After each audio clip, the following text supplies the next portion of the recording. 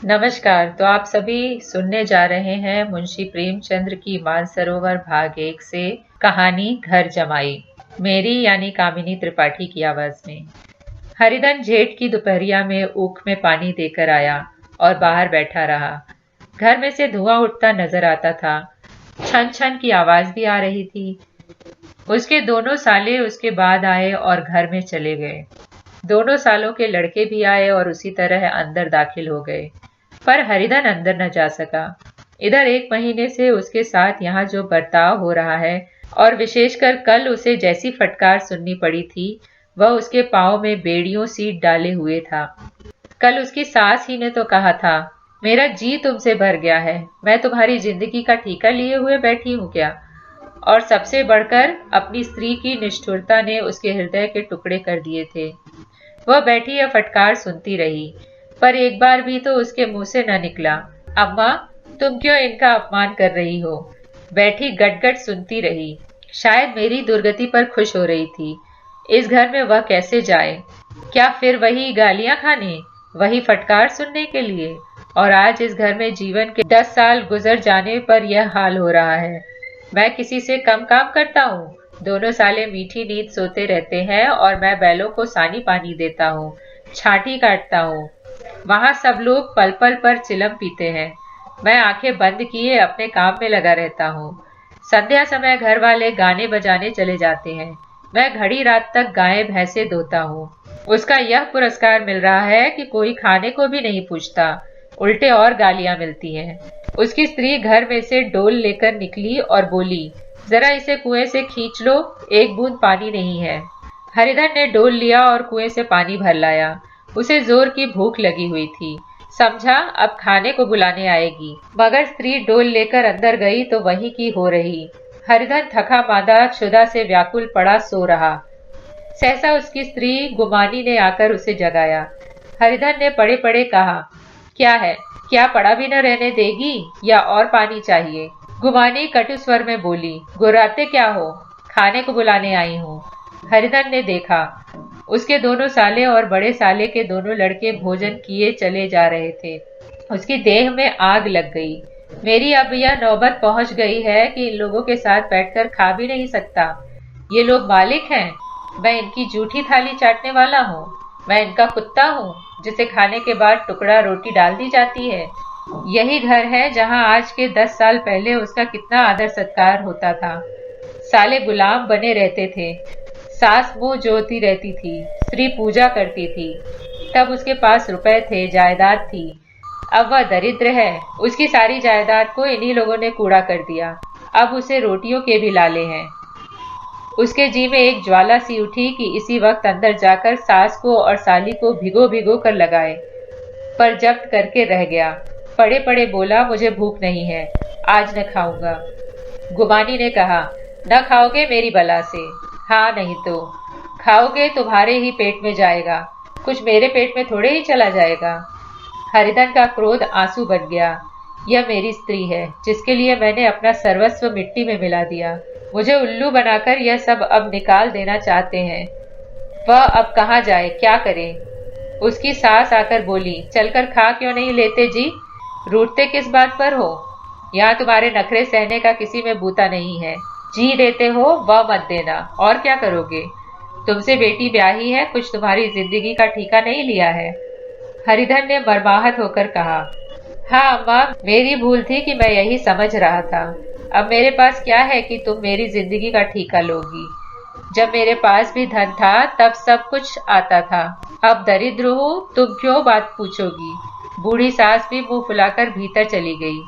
बच्चों के लिए बाप एक फालतू सी चीज, एक विलास की वस्तु है। जैसे घोड़े के लिए चने या बाबुओं के लिए मोहन भोग। रोटी दाल मोहन भोग उम्र भर न मिले तो किसी का नुकसान है, मगर एक दिन रोटी दाल के दर्शन न हो तो फिर देखिए क्या हाल होता है। बच्चों के लिए बाप एक फालतू सी चीज, एक विलास की वस्तु है। जैसे घोड़े के लिए चने या बाबुओं के लिए मोहन भोग। रोटी दाल मोहन भोग उम्र भर न मिले तो किसी का नुकसान है, मगर एक दिन रोटी दाल के दर्शन न हो तो फिर देखिए क्या हाल होता है। पिता के दर्शन कभी कभी शाम सवेरे हो जाते हैं, वह बच्चे को उछालता है, दुलारता है, कभी गोद में लेकर या उंगलियां पकड़कर सैर कराने ले जाता है। और बस यही उसके कर्तव्य की इति है। वह परदेश चला जाए, बच्चे को परवाह नहीं होती, लेकिन मां तो बच्चे का सर्वस्व है। बालक 1 मिनट के लिए भी उसका वियोग नहीं सह सकता। पिता कोई हो, उसे परवाह नहीं, केवल एक उछालने कुदाने वाला आदमी होना चाहिए। लेकिन माता तो अपनी ही होनी चाहिए, 16 आने अपनी। वही रूप, वही रंग, वही प्यार, वही सब कुछ। वह अगर नहीं है तो बालक के जीवन का स्रोत मानो सूख जाता है। फिर वह शिव का नंदी है, जिस पर फूल या जल चढ़ाना लाजमी नहीं, अख्तियारी है। हरिधन की माता का आज 10 साल हुए देहांत हो गया था। उस वक्त उसका विवाह हो चुका था। वह 16 साल का कुमार था। पर मां के मरते ही उसे मालूम हुआ, मैं कितना निस्सहाय हूँ, जैसे उस घर पर उसका कोई अधिकार ही न रहा हो। बहनों के विवाह हो चुके थे, भाई कोई दूसरा न था। बेचारा अकेले घर में जाते भी डरता था। माँ के लिए रोता था, पर माँ की परछाई से डरता था। जिस कोठरी में उसने देह त्याग किया था, उधर वह आंखें तक न उठाता। घर में एक बुआ थी, वह हरिधन का बहुत दुलार करती। हरिधन को अब दूध ज्यादा मिलता, काम भी कम करना पड़ता। बुआ बार बार पूछती, बेटा कुछ खाओगे? बाप भी अब से उसे ज्यादा प्यार करता। उसके लिए अलग एक गाय मंगवा दी। कभी कभी उसे कुछ पैसे देता कि जैसे चाहे खर्च करे। पर इन मरहमों से वह घाव न पूरा होता था, जिसने उसकी आत्मा को आहत कर दिया था। वह दुलार और प्यार उसे बार बार माँ की याद दिलाता। माँ की घुड़कियों में जो मजा था, वह क्या इस दुलार में था? माँ से मांगकर, लड़कर, ठुनक कर, रूठ कर लेने में जो आनंद था, वह क्या इस भिक्षादान में था? पहले वह स्वस्थ था, मांग मांग कर खाता था, लड़ लड़ कर खाता था। अब वह बीमार था। अच्छे से अच्छे पदार्थ उसे दिए जाते थे, पर भूख न थी। साल भर तक वह इस दशा में रहा। फिर दुनिया बदल गई। एक नई स्त्री, जिसे लोग उसकी माता कहते थे, उसके घर में आई और देखते देखते एक काली घटा की तरह उसके संकुचित भूमंडल पर छा गई। सारी हरियाली, सारे प्रकाश पर अंधकार का पर्दा पड़ गया। हरिधन ने इस नकली माँ से बात तक न की, कभी उसके पास गया तक नहीं। एक दिन घर से निकला और ससुराल चला आया। बाप ने बार बार बुलाया, पर उनके जीते जी वह फिर उस घर में न गया। जिस दिन उसके पिता के देहांत की सूचना मिली, उसे एक प्रकार का ईर्ष्यामय हर्ष हुआ। उसकी आंखों से आंसू की एक बूंद भी न आई। इस नए संसार में आकर हरिधन को एक बार फिर मातृ स्नेह का आनंद मिला। उसकी सास ने ऋषि वरदान की भांति उसके शून्य जीवन को विभूतियों से परिपूर्ण कर दिया। मरुभूमि में हरियाली उत्पन्न हो गई। सालियों की चुहल में, सास के स्नेह में, सालों के वाक विलास में और स्त्री के प्रेम में उसके जीवन की सारी आकांक्षाएं पूरी हो गईं। सास कहती, बेटा तुम इस घर को अपना ही समझो, तुम ही मेरी आंख के तारे हो। वह उससे अपने लड़कों की, बहुओं की शिकायत करती। वह दिल में समझता था, सास जी मुझे अपने बेटे से भी ज्यादा चाहती हैं। बाप के मरते ही वह घर गया और अपने हिस्से की जायदाद को कूड़ा करके रुपयों की थैली लिए फिर आ गया।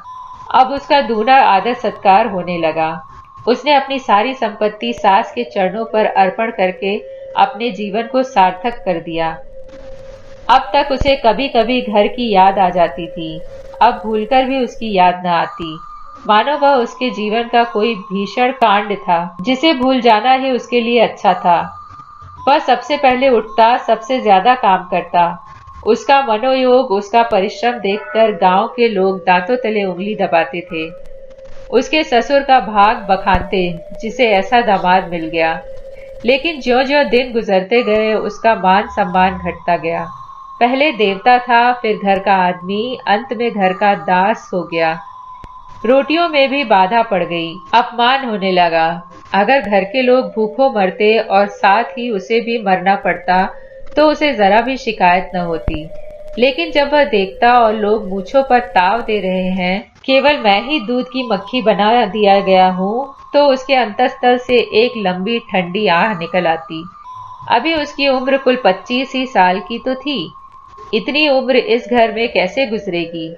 और तो और उसकी स्त्री ने भी आंखें फेर ली। यह उस विपत्ति का सबसे क्रूर दृश्य था। हरिधन तो उधर भूखा प्यासा चिंता दाह में जल रहा था, इधर घर में सास जी और दोनों सालों में बातें हो रही थी। गुमानी भी हाँ में हाँ मिलाती जाती थी। बड़े साले ने कहा, हम लोगों की बराबरी करते हैं, यह नहीं समझते कि किसी ने किसकी जिंदगी भर का बीड़ा थोड़े ही लिया है। 10 साल हो गए, इतने दिनों में क्या 2-3 हजार न हड़प गए होंगे। छोटे साले बोले, मजूर हो आदमी घुड़के भी, डांटे भी, अब इनसे कोई क्या कहे, न जाने इनसे कभी पिंड छूटेगा भी या नहीं। अपने दिल में समझते होंगे मैंने 2000 रुपए नहीं दिए हैं, या नहीं समझते कि उनके 2000 कब के उड़ चुके। सवा सेर तो 1 जून को चाहिए। सास ने गंभीर भाव से कहा, बड़ी भारी खुराक है। गुमानी माता के सिर से जू निकाल रही थी। सुलगते हुए हृदय से बोली, निकम्मे आदमी को खाने के सिवा और काम ही क्या रहता है। बड़े, खाने की कोई बात नहीं, जिसकी जितनी भूख हो उतना खाए, लेकिन कुछ पैदा करना चाहिए। यह नहीं समझते कि पहुनाई में किसी के दिन कटे हैं। छोटे, मैं तो एक दिन कह दूंगा, अब आप अपनी राह लीजिए, आपका कर्जा नहीं खाया है। गुमानी घर वालों की ऐसी ऐसी बातें सुनकर अपने पति से द्वेष करने लगी थी। अगर वह बाहर से 4 पैसे लाता तो इस घर में उसका कितना मान सम्मान होता। वह भी रानी बनकर रहती। न जाने क्यों कहीं बाहर जाकर कमाते उसकी नानी मरती है। गुमानी की मनोवृत्ति अभी तक बिल्कुल बालपन की सी थी। उसका अपना कोई घर न था। उसी घर का हित अहित उसके लिए भी प्रधान था। वह भी उन्हीं शब्दों में विचार करती, इस समस्या को उन्हीं आंखों से देखती जैसे उसके घर वाले देखते थे। सच तो है, 2000 रुपए में क्या किसी को मोल ले लेंगे। 10 साल में 2000 होते ही क्या है। 200 ही तो साल भर के हुए। क्या 2 आदमी साल भर में 200 भी न खाएंगे। फिर कपड़े लत्ते, दूध, घी सभी कुछ तो है। 10 साल हो गए, एक पीतल का छल्ला नहीं बना। घर से निकलते तो जैसे इनके प्राण निकलते हैं। जानते हैं जैसे पहले पूजा होती थी वैसे ही जन्म भर होती रहेगी। यह नहीं सोचते कि पहले और बात थी, अब और बात है। बहू ही पहले ससुराल जाती है तो उसका कितना महात्म होता है। उसके डोली से उतरते ही बाजे बजते हैं। गांव मोहल्ले की औरतें उसका मुंह देखने आती हैं और रुपए देती हैं। महीनों उसे घर भर में अच्छा खाने को मिलता है, अच्छा पहनने को। कोई काम नहीं लिया जाता, लेकिन 6 महीने बाद कोई उसकी बात भी नहीं पूछता। वह घर भर की लौंडी हो जाती है। उनके घर में मेरी भी तो वही गति होती। फिर काहे का रोना। जो यह कहो कि मैं तो काम करता हूँ तो तुम्हारी भूल है। मजूर की और बात है, उसे आदमी डांटता भी है, मारता है, जब चाहता है रखता है, जब जी चाहता है निकाल देता है। कसकर काम लेता है, यह नहीं कि जब जी में आए कुछ काम किया, जब आया पढ़कर सो रहे। हरिधन अभी पड़ा अंदर ही अंदर सुलग रहा था कि दोनों साले बाहर आए और बड़े साहब बोले, भैया उठो, तीसरा पहर ढल गया, कब तक सोते रहोगे, सारा खेत पड़ा हुआ है। हरिधन चट उठ बैठा और तीव्र स्वर में बोला, क्या तुम लोगों ने मुझे उल्लू समझ लिया है। दोनों साले हक्का बक्का हो गए। जिस आदमी ने कभी जबान नहीं खोली, हमेशा गुलामों की तरह हाथ बांधे हाजिर रहा, वह आज एकाएक इतना आत्माभिमानी हो जाए, यह उनको चौंका देने के लिए काफी था। कुछ जवाब न सूझा। हरिधन ने देखा इन दोनों के कदम उखड़ गए हैं, तो एक धक्का और देने की प्रबल इच्छा को न रोक सका। उसी ढंग से बोला, मेरी भी आंखें हैं, अंधा नहीं हूँ, न बहरा ही हूँ। छाती फाड़कर काम करूं और उस पर भी कुत्ता समझा जाऊं, ऐसे गधे कहीं और होंगे। अब बड़े साले भी गर्म पड़े, तुम्हें किसी ने यहाँ बांध तो नहीं रखा है। अब की हरिधन लाजवाब हुआ, कोई बात न सूझी। बड़े ने फिर उसी ढंग से कहा, अगर तुम यह चाहो कि झन भर पाहुने बने रहो और तुम्हारा वैसा ही आदर सत्कार होता रहे, तो यह हमारे बस की बात नहीं है। हरिधन ने आंखें निकालकर कहा, क्या मैं तुम लोगों से कम काम करता हूँ। बड़े, यह कौन कहता है। हरिधन, तो तुम्हारे घर की यही नीति है कि जो सबसे ज्यादा काम करे वही भूखों मारा जाए। बड़े, तुम खुद खाने नहीं गए, क्या कोई तुम्हारे मुंह में कौर डाल देता। हरिधन ने ओठ चबाकर कहा, मैं खुद खाने नहीं गया, कहते तुम्हें लाज नहीं आती। नहीं आई थी बहन तुम्हें बुलाने? हरिधन की आंखों में खून उतर आया, दांत पीसकर रह गया। छोटे साले ने कहा, अम्मा भी आई थी, तुमने कह दिया मुझे भूख नहीं है, तो क्या करती? सास भीतर से लपकी चली आ रही थी। यह बात सुनकर बोली, कितना कहकर हार गई, कोई उठे ना तो मैं क्या करूं? हरिधन ने विष, खून और आग से भरे हुए स्वर में कहा, मैं तुम्हारे लड़कों का जूठा खाने के लिए नहीं हूं। मैं कुत्ता हूं कि तुम लोग मेरे सामने रूखी रोटी का एक टुकड़ा फेंक दो। बुढ़िया ने अटकर कहा, तो क्या तुम लड़कों की बराबरी करोगे? हरिधन परास्त हो गया। बुढ़िया ने एक ही वाक प्रहार में उसका काम तमाम कर दिया। उसकी तनी हुई भवें ढीली पड़ गई, आंखों की आग बुझ गई, फड़कते हुए नैने शांत हो गए। किसी आहत मनुष्य की भांति वह जमीन पर गिर पड़ा। क्या तुम मेरे लड़कों की बराबरी करोगे? वह वाक्य एक लंबे भाले की तरह उसके हृदय में चुभता चला जाता था। न हृदय का अंत था न उस भाले का।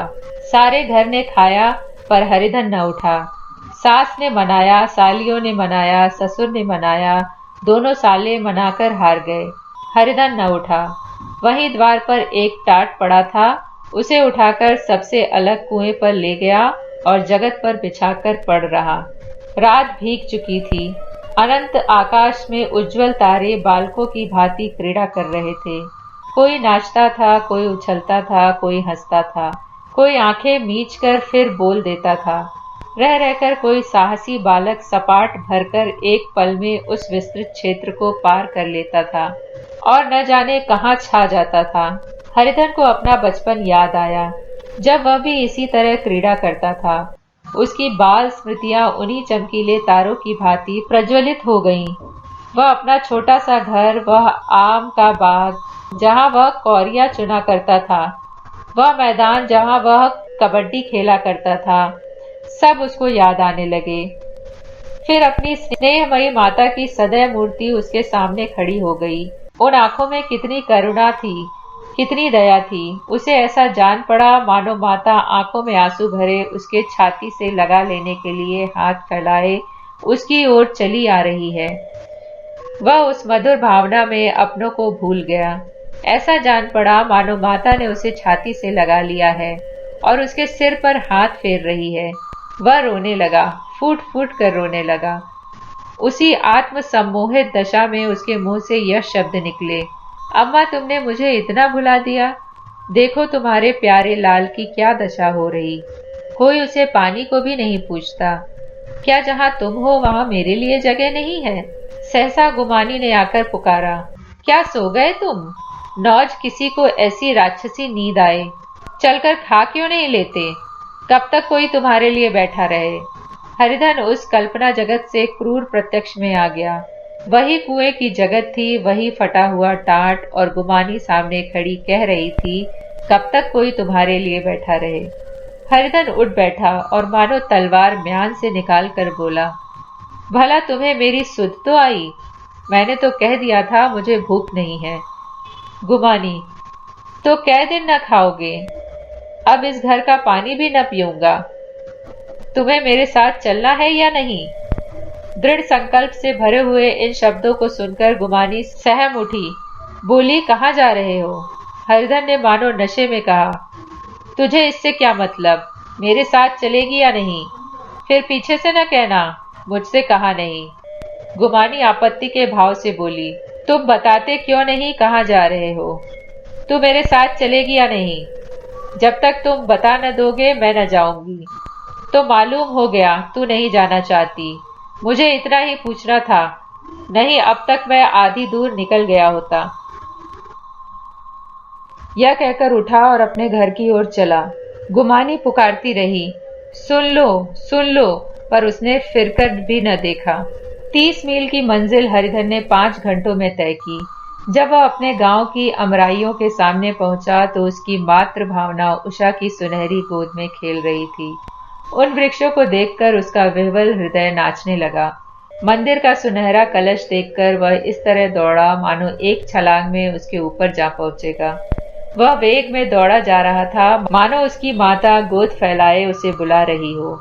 जब वह आमों के बाग में पहुंचा, जहां डालियों पर बैठकर वह हाथी की सवारी का आनंद पाता था, जहाँ की कच्ची बेरों और लिसोड़ों में एक स्वर्गीय स्वाद था। वह बैठ गया और भूमि पर सिर झुकाकर रोने लगा, मानो अपनी माता को अपनी विपत्ति कथा सुना रहा हो। वहां की वायु में, वहां की प्रकाश में मानो उसका विराट रूपिणी माता व्याप्त हो रही थी। वहां की अंगुल अंगुल भूमि माता के पदचिन्हों से पवित्र थी। माता के स्नेह में डूबे हुए शब्द अभी तक मानो आकाश में गूंज रहे थे। इस वायु और इस प्रकाश में न जाने कौन सी संजीवनी थी, जिसने उसके शोकार्त हृदय को फिर बालुत्साह से भर दिया। वह एक पेड़ पर चढ़ गया और अधर से आम तोड़ तोड़ कर खाने लगा। सास के वह कठोर शब्द, स्त्री का वह निष्ठुर आघात, वह सारा अपमान उसे भूल गया। उसके पांव फूल गए थे, तलवों में जलन हो रही थी, पर इस आनंद में उसे किसी बात का ध्यान न था। सहसा रखवाले ने पुकारा, वह कौन ऊपर चढ़ा है रे? उतर अभी, नहीं तो ऐसा पत्थर खींचकर मारूंगा कि वहीं ठंडे हो जाओगे। उसने कई गालियां भी दी। इस फटकार और इस गालियों में इस समय हरिधन को अलौकिक आनंद मिल रहा था। वह डालियों में छिप गया, कई आम काट काट नीचे गिराए और जोर से ठट्ठा मारकर हंसा। ऐसी उल्लास से भरी हुई हंसी उसने बहुत दिन से न हंसी थी। रखवालों को वह हंसी परिचित मालूम हुई, मगर हरिधन यहाँ कहाँ? वह ससुराल की रोटियां तोड़ रहा है। पेड़ की डाल से तालाब में कूद पड़ता था। अब गांव में ऐसा कौन है? डांट कर बोला, वहां से बैठे बैठे हंसोगे तो आकर सारी हंसी निकाल दूंगा, नहीं सीधे उधर आओ। वह गालियां देते जा रहा था कि एक गुठली आकर उसके सिर पर लगी। सिर सहलाता हुआ बोला, यह कौन शैतान है? नहीं मानता? ठहर तो मैं आकर तेरी खबर लेता हूँ। उसने अपनी लकड़ी नीचे रख दी और बंदरों की तरह चटपट ऊपर चढ़ गया। देखा तो हरिधन बैठा मुस्कुरा रहा था। चकित होकर बोला, अरे हरिधन, तुम यहाँ कब आए? इस पेड़ पर कब से बैठे हो? दोनों बचपन के सखा वहीं गले मिले। यहाँ अब आए? चलो घर चलो। भले आदमी, क्या वहां आम भी मयस्सर न होते थे? हरिधन ने मुस्कुराकर कहा, मंगरू, इन आमों में जो स्वाद है वह और कहीं के आमों में नहीं है। गांव का क्या रंग ढंग है? मंगरू, सब चैन चांद है भैया। तुमने तो जैसे नाता ही तोड़ लिया। इस तरह कोई अपना गांव घर छोड़ देता है? जब से तुम्हारे दादा मरे सारी गृहस्थी चौपट हो गई। 2 छोटे छोटे लड़के हैं, उनके किए क्या होता है? हरिधन, अब उस गृहस्थी से क्या वास्ता है भाई? मैं तो अपना ले दे चुका, मजूरी तो मिलेगी ना। तुम्हारी गया मैं ही चरा दिया करूंगा, मुझे खाने को दे देना। मंगरू ने अविश्वास के भाव से कहा, अरे भैया, कैसी बातें करते हो? तुम्हारे लिए जान हाजिर है। क्या ससुराल में अब न रहोगे? कोई चिंता नहीं, पहले तो तुम्हारा घर ही है, उसे संभालो। छोटे छोटे बच्चे हैं, उनको पालो। तुम नई अम्मा से नाहक डरते थे, बड़ी सीधी है बेचारी, बस अपनी माँ समझो। तुम्हें पाकर तो निहाल हो जाएगी। अच्छा, घरवाली को भी तो लाओगे? हरिधन, उसका अब मुंह न देखूंगा, मेरे लिए वह मर गई। मंगरू, तो दूसरी सगाई हो जाएगी। अब की ऐसी मेहरिया ला दूंगा कि उसके पैर धो धो पियोगे। लेकिन कहीं पहली भी आ गई तो? हरिधन, वह न आएगी। हरिधन अपने घर पहुंचा तो दोनों भाई भैया आए कहकर भीतर दौड़े और माँ को खबर दी। उस घर में कदम रखते ही हरिधन को ऐसी शांत महिमा का अनुभव हुआ मानो वह अपनी माँ की गोद में बैठा हुआ है। इतने दिनों ठोकरे खाने से उसका हृदय कोमल हो गया था। जहाँ पहले अभिमान था, आग्रह था, हेकड़ी थी, वहां अब निराशा थी, पराजय और याचना थी। बीमारी का जोर कम हो चला था। अब उस पर मामूली दवा भी असर कर सकती थी। किले की दीवारें छिद चुकी थी। अब उसमें घुसा जाना असाध्य न था। वही घर जिससे वह एक दिन विरक्त हो गया था, अब गोद फैलाए उसे आश्रय देने को तैयार था। हरिधन का निरवलंब मन यह आश्रय पाकर मानो तृप्त हो गया। शाम को विमाता ने कहा, बेटा तुम घर आ गए, हमारे धन भाग। अब इन बच्चों को पालो। माँ का नाता न सही, बाप का नाता तो है ही। मुझे एक रोटी दे देना, खाकर एक कोने में पड़ी रहूंगी। तुम्हारी अम्मा से मेरी बहन का नाता है, उस नाते से तुम लड़के होते हो। हरिधन ने मात्र विह्वल आंखों से विमाता के रूप में अपनी माता के दर्शन किए। घर के एक एक कोने में मात्र स्मृतियों की छटा चांदनी की भांति छिटकी हुई थी। विमाता का प्रौढ़ मुखमंडल भी उसी छटा से रंजित था। दूसरे दिन हरिधन फिर कंधे पर हल रखकर खेत को चला। उसके मुख पर उल्लास था और आंखों में गर्व। वह अब किसी का आश्रित नहीं, आश्रयदाता था। किसी के द्वार का भिक्षुक नहीं, घर का रक्षक था। एक दिन उसने सुना गुमानी ने दूसरा घर कर लिया। माँ से बोला, तुमने सुना काकी, गुमानी ने घर कर लिया। काकी ने कहा, घर क्या कर लेगी, ठट्ठा है। बिरादरी में ऐसा अंधेरा, पंचायत नहीं अदालत तो है। हरिधन ने कहा, नहीं काकी, बहुत अच्छा हुआ। ला महावीर जी को लड्डू चढ़ा आऊं। मैं तो डर रहा था कहीं मेरे गले न आ पड़े। भगवान ने मेरी सुन ली। मैं वहां से यही ठान कर चला था, अब उसका मुंह न देखूंगा। तो आप सभी सुन रहे थे मुंशी प्रेमचंद्र की मानसरोवर भाग 1 से कहानी घर जमाई, मेरी यानी कामिनी त्रिपाठी की आवाज में। तो जल्दी मिलते हैं एक नई कहानी के साथ। अगर आप सभी को मेरी आवाज में कहानी सुनना अच्छा लगता है तो मेरे चैनल को लाइक करें, सब्सक्राइब करें और अपने साहित्य प्रेमी मित्रों के साथ शेयर करें और बेल आइकन को हिट करना न भूलें, जिससे आप मेरी आगे आने वाली कहानियों को समय पर सुन सकें। तो जल्दी मिलते हैं एक नई कहानी के साथ। तब तक के लिए धन्यवाद।